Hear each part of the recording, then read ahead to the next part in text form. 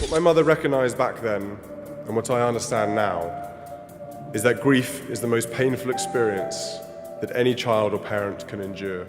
Nobody in the crowd expected it. William arrived at the memorial looking exactly as he always does in public, composed, measured, quietly holding himself together. Britain knew that face. It was Diana's face, worn by the boy she raised. But what happened in the hour that followed was something even those who loved Diana most had never imagined possible. When it was over, the silence that fell across the crowd was not empty. It was full. Like this video if you want more royal deep dives, and subscribe to Vintage Exposed so you never miss what happens next. The mourning Britain didn't know how to face. The memorial had been announced weeks in advance. Organizers confirmed the floral arrangements, security routes, and the order of speakers. Every detail felt deliberately structured, as royal commemorations often do when something painful needs to be observed publicly. Diana's name would be spoken by multiple voices that morning, and her legacy would be honored with careful consideration and practiced composure, as it always was. William arrived before the crowd had fully settled. He moved from the entrance toward the main gathering space with Catherine by his side, acknowledging faces and offering his hand with the ease of someone who had attended hundreds of such occasions. Those watching from behind the security barriers later described him as present and unusually deliberate, though most of them struggled to articulate exactly what they meant by that. Thousands had traveled from across Britain to be there. Some had come through the night. Women who had wept in the streets in 1997 stood alongside grown children who had spent their entire lives hearing about that grief. A man near the front held a newspaper photograph from the week Diana died, enclosed in a plastic sleeve he had carried to every public tribute since. His wife later mentioned that he always began to cry before anyone had spoken a word. Pale morning light spread across the garden, casting a stillness over the crowd that had less to do with instruction and more to do with shared weight. Collective grief, even if decades old, takes on a physical presence when enough people gather around it. You can feel it pressing against you from all sides. Not unpleasant, but entirely undeniable. Standing at the front without notes or a printed statement, William was already departing from what these occasions typically required. Previous memorial appearances had included brief prepared remarks, language reviewed by palace advisors, and carefully balanced to honor the day without carrying too much personal weight. Protocol had historically maintained an emotional distance during these moments. Those involved in planning the event had known for several days that this particular morning would not follow that familiar arrangement, though they had not been told exactly why. Catherine stood close to him. She quietly said something that no one nearby could hear. William nodded and turned his attention toward the seated guests. Among them were nurses who had worked alongside Diana during her hospital visits, representatives from charitable organizations she had founded, and a woman in her late 70s who had corresponded privately with the princess for 3 years before her death. She had brought every letter in a folder she placed on her lap and refused to put down. Every member of the event management team had a printed schedule. A formal reading from one of Diana's long-standing charitable partners was set to open the program. William would then deliver a brief address and step back from the platform. None of the team members had been told that the printed schedule would not survive contact with what William had quietly decided to do. He had made this decision in private and had only sought approval from Catherine. He had been carrying something in the inside pocket of his jacket since he left home, a single folded piece of paper, old enough that the fold lines had softened. Catherine knew it was there. Nobody else did. An autumn clarity filled the morning air around the grounds, that particular quality of light that makes everything feel more exposed than usual, honest in a way that enclosed spaces rarely allow. The formal opening was about to begin. What William had been carrying for 27 years. Diana had written the letter during the summer before her death. At that time, William was 15, attending Eton and experiencing the particular loneliness of adolescence in a life that offered little ordinary comfort. His parents had separated. His mother was living outside the formal palace structure and traveling extensively, while his father was grappling with his own grief and future. William existed between them, old enough to understand what was happening to his family, but young enough to feel it without the detachment that comes with adulthood. The letter arrived at the school through regular post, addressed in Diana's handwriting. William read it alone in his room. He never described his initial reaction to anyone at the time, but he folded the letter carefully, placed it in a small wooden box on his desk, and took that box with him when he left Eton for the final time. Over the years, the letter traveled with him. It went into storage during his military training, resurfaced when he and Catherine were first setting up their home together, and spent several years in a drawer before returning to the wooden box where it had begun. He had not read it in its entirety for a long time. Some parts of his mother's memory felt too intense to approach directly, even after decades. 3 weeks before the memorial, William sat alone in an upstairs room and opened the letter for the first time in years. He had not planned to do so. While clearing a shelf, the box came to the surface, just as objects from another time often do when you are searching for something else entirely. The familiar handwriting stopped him, and he sat down to read every line slowly. Rather than discussing the separation, the public arguments, or the overwhelming newspaper coverage of that year, Diana wrote about the kind of person she hoped he would become. She focused not on his future responsibilities, but on simpler, warmer qualities. She emphasized kindness toward those who might be overlooked and described the difference between merely being present at an occasion and genuinely engaging with the individuals in front of him. She reminisced about watching him as a small boy, unaware that she was observing him, and noted that those were the moments she cherished most because his instinct for gentleness was entirely natural. William read the letter twice in that upstairs room and then sat without moving for several minutes. That evening, he shared what he had found with Catherine. She could immediately tell that something had shifted in how he was thinking about the memorial. While he was uncertain about his plans, by the morning of the event, that uncertainty had vanished. The letter was personal and clear, unlike the formal tone Diana usually used in public. That made it important when he chose to read it aloud. By sharing it, he exposed something private, choosing honesty over comfort and his true feelings over a polished image. That morning, Catherine asked him again if he was sure about his choice. He confirmed he was. She let it go, knowing that some decisions are difficult once made, and that asking again might cause doubt instead of reassurance. They left the house together, and William checked his jacket pocket before getting into the car. The letter was still there. The wooden box was a gift from Diana, given to him the Christmas before he received the letter. She had said everyone needs a special place to keep their most important things, a private space just for them. He had never talked about the box in interviews. His children had seen it on the shelf, but didn't know what was inside. That morning, he had taken only the letter, carefully returning the box to its spot, understanding he was borrowing something rather than taking it, the moment that stopped a nation. The formal opening just ended when William stepped away from the speaker's spot. The program coordinators didn't notice him at first. He moved to the edge of the seating area and walked into the crowd. Security personnel adjusted their positions, knowing from experience that when William moved unexpectedly, they should follow. An older woman in a dark coat from the second row found herself in front of him. She later said she had lost her words. William asked if she had known Diana personally. She shook her head and replied that she loved her from afar, like someone who inspires hope. William quietly told her that Diana would have appreciated that. As he took a few more steps, he paused. Those in the back couldn't see what was happening, but the crowd began to notice. People turned to each other. Unable to see, the crowd pressed forward, drawn to the center. William turned to face the crowd as a whole without the platform beneath him. Someone handed him a microphone. He held it and looked at the crowd for a moment before speaking. He said he had attended many events like this, standing in the right spot, saying the right things, and meaning every word.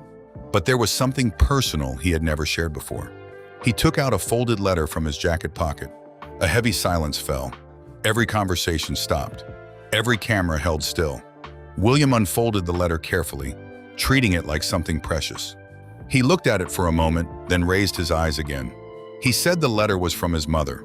She wrote it when he was 15, and he had only shared it with close family. That morning, surrounded by people who loved her for nearly 30 years, it felt wrong to keep it private. Diana believed that keeping love to yourself leads to lost love. She deserved some of her love returned to those who gave it. Then William read the letter aloud. His voice carried through the opening lines. Diana wrote about everyday moments, small acts of courage, and the importance of making each person feel valued. As he read her words in front of the public she cherished, the calm he had kept began to shift. Toward the end of the letter, Diana wrote about hope.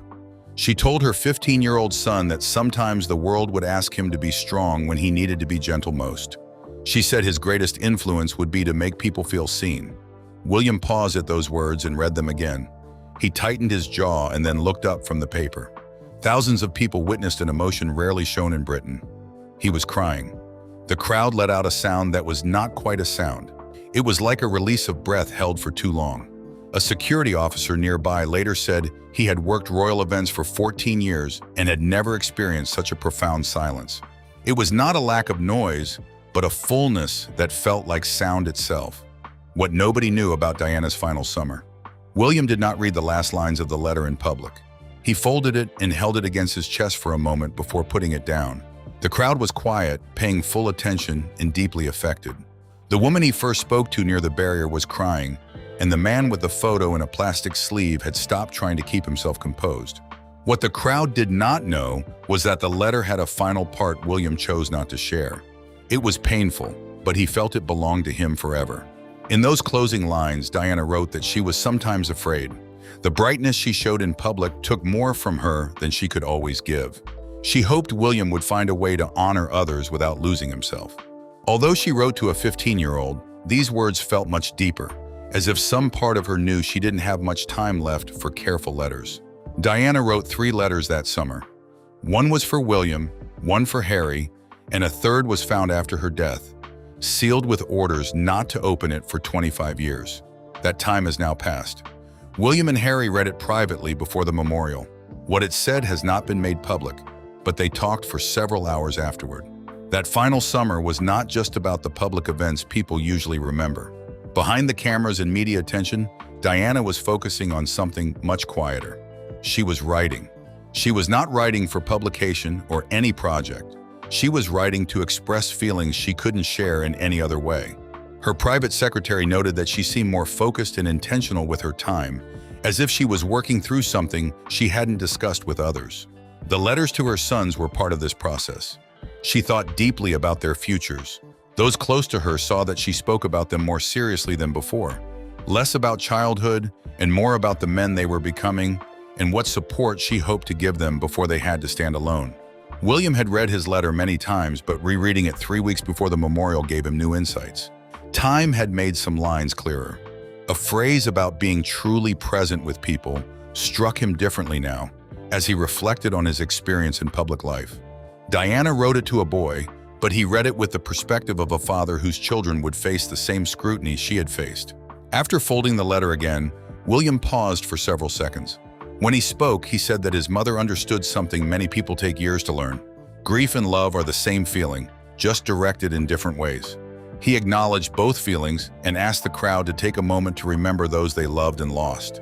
He wanted it to be honest, not a ritual. 3 rows back, a primary school teacher from Coventry, who was just 19 when Diana died, looked around during that minute. She later said she had never seen anything like it at a public event. Every person she could see had their eyes closed. They weren't praying or performing. They were following his request in their own private way. How Britain responded. The silence following William's request lasted longer than expected. No one moved toward the microphone or tried to change the moment. The crowd stayed still, lost in their own memories for almost a full minute. Some closed their eyes, while others turned to the people standing near them and held hands. Before William stepped back, online coverage began. A camera operator captured his reading, and a short clip of him looking up from the letter quickly gained hundreds of thousands of views. By afternoon, it had reached tens of millions. The reactions to the moment varied, which added to its importance. People who had never watched a royal ceremony began sharing the footage. Former members of Diana's charitable circles contacted newsrooms to talk about their feelings. A journalist who usually kept a professional distance wrote that he expected the same formal atmosphere, but found himself mistaken. 2 women in the crowd discovered they both came from the same small town in Yorkshire. Neither knew the other existed until that moment. During the event, when William asked everyone to pause, both women reached for the same lamppost to support themselves and ended up holding it together. They later gave a joint interview to a local broadcaster, admitting they hadn't planned to speak to anyone about the day. Messages flooded into the palace throughout the day and evening. Many people wrote about losing their own mothers. They said that seeing William cry publicly helped them feel permission to share their grief. Others wrote about their personal memories of Diana from years ago.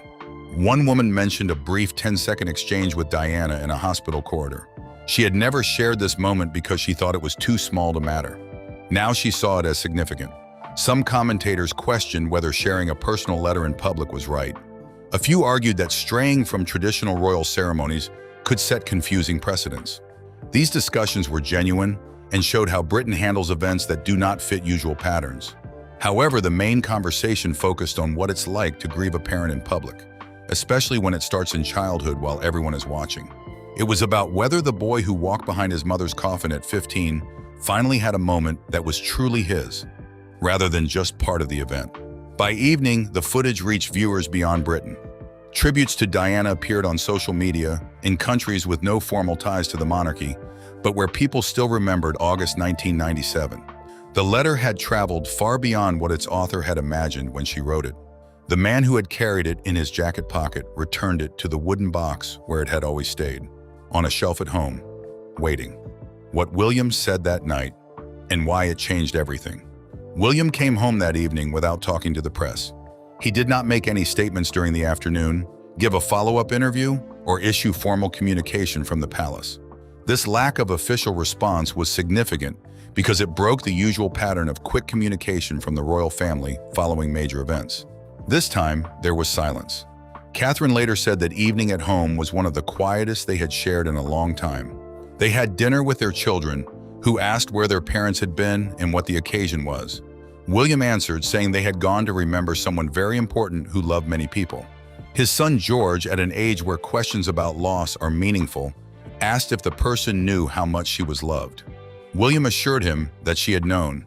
He spoke with sincerity, as if he didn't need proof to support his claim. Later that night, William wrote personally for a foundation Diana had supported during her life. This was not a formal statement or a press release. It appeared on the foundation's website without prior coordination with Palace Communications.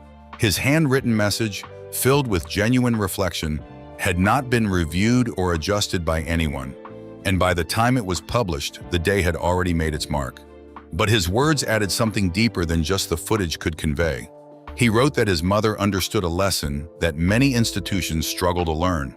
Genuine presence, making people feel truly recognized instead of just acknowledged, cannot be faked. It must come from being honest. This means putting aside any managed impression and standing openly in front of another person. Diana did this naturally, and William had worked hard to do the same. The letter she wrote him when he was 15 gave him clear guidance on how to connect with people genuinely. He also shared something readers found difficult to forget.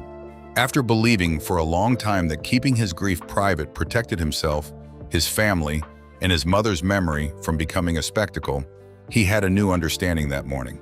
Honest public grief does not lessen the person being mourned. It expands their memory and brings them back to the world they influenced. Publishing the piece quietly, the foundation allowed it to reach its audience through people sharing it with those who needed to read it. By late evening, it had spread widely. Several grief counselors referred to it in their work in the following weeks. A teacher in Bristol printed it and posted it on a wall where children who lost parents could see it as they walked by. William did not release anything further. He let the day speak for itself, which was a choice Diana would have appreciated. She always believed that actions speak more clearly than any explanation. True presence needs no justification.